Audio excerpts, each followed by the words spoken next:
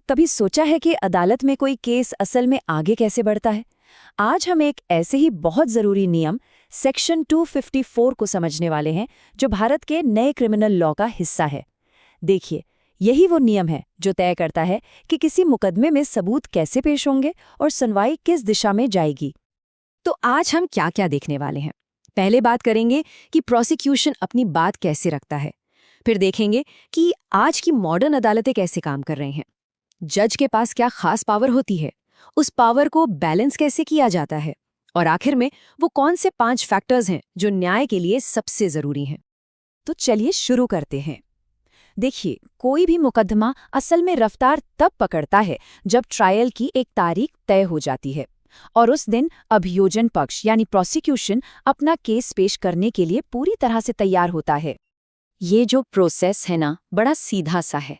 अदालत एक तारीख तय करती है, उस तारीख पर प्रोसिक्यूशन अपने सारे सबूत सामने रखता है और फिर जज उन सबूतों को कानूनी तौर पर रिकॉर्ड कर लेते हैं। बस यही है किसी भी मुकदमे की बुनियाद। लेकिन रुकिए, अब कहानी में एक मॉडर्न ट्विस्ट भी है। टेक्नोलॉजी ने, आप कह सकते हैं, कोर्ट की कार्रवाई को, खासकर सबूत पेश करने के तरीके को पूरी तरह से बदल दिया है। देखिए, पहले क्या होता था, गवाहों को हर हाल में कोर्ट आना ही पड़ता था, लेकिन अब वो वीडियो के जरिए भी अपनी गवाही दे सकते हैं। तो इससे फायदा क्या होता है? अरे, इससे समय और पैसा दोनों की जबरदस्त बचत होती है, खास तौर पर तब जब गवाह कोई सरकारी कर्मचारी हो। इससे न्याय की पूरी प्रक्रिया में तेजी आती है। अब तक तो सब कुछ काफी सीधा साधा लग रहा था, ना? लेकिन अब एक ऐसा मोड़ आता है जो मुकदमे की पूरी दिशा ही बदल सकता है। ये है जज के पास मौजूद एक बहुत खास शक्ति। एक सवाल पे जरा सोचिए, जब प्रोसिक्यूशन का कोई गवाह अपनी गवाही दे देता है, तो क्या डिफेंस को तुरंत उससे सवाल जवाब करने का यानी जिरा करने का मौका मिलना चाहिए? अब आमतौर पर तो इसका जवाब हाँ ही होगा, लेकिन यहीं पर एक पेंच है। इसे कहते हैं डेफर्ड क्रॉस एग्जामिनेशन। मतलब, अगर जज चाहें तो किसी गवाह से होने वाली जिरह को तब तक के लिए टाल सकते हैं जब तक कि बाकी गवाहों की गवाही पूरी न हो जाए, और ये जज को दी गई एक बहुत बड़ी शक्ति है। लेकिन सवाल ये उठता है कि जज को ये शक्ति दी ही क्यों गई है?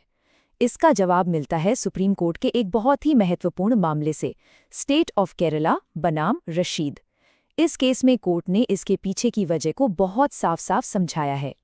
सुप्रीम कोर्ट ने कहा कि देखिए, एक संतुलन बनाना होगा, किसके बीच? अभियुक्त के अधिकारों और प्रोसिक्यूशन के सबूत पेश करने के हक के बीच। ऐसा नहीं हो सकता कि किसी एक का पलड़ा भारी हो जाए। तो इसका मतलब क्या हुआ? मतलब ये कि इस पावर का इस्तेमाल सिर्फ कार्रवाई को आगे पीछे करने के लिए नहीं किया जाता। नहीं, इसका असली मकसद ये पक्का करना है कि मुकदमा हर किसी के लिए निष्पक्ष हो और न्याय हो सके। तो फिर जज ये फैसला करते कैसे हैं कि जिरा को टाला जाए या नहीं? इसके लिए सुप्रीम कोर्ट ने 5 बहुत जरूरी फैक्टर्स बताए हैं। चलिए एक एक करके उन्हें समझते हैं। तो जज इन 5 बातों पे गौर करते हैं। पहला, क्या इस बात की कोई संभावना है कि गवाह पर कोई दबाव डाला जा सकता है? दूसरा, क्या गवाह को कोई धमकी मिल सकती है? तीसरा, क्या ये खतरा है कि बाद वाले गवाह अपनी गवाही में फेरबदल कर सकते हैं? चौथा, क्या पहले गवाह की याददाश्त वक्त के साथ कमजोर पड़ सकती है? और पांचवां और शायद सबसे जरूरी, क्या इस सबसे मुकदमे में बिना वजह की देरी होगी? तो आखिर में ये हमें एक बहुत बड़े सवाल पर लाकर खड़ा कर देता है। एक गवाह की सुरक्षा और न्याय में होने वाली देरी के बीच वो सही संतुलन कहाँ है? ये एक ऐसा मुश्किल सवाल है जिसका जवाब हमारी न्याय व्यवस्था हर दिन, हर मुकदमे में ढूंढती है।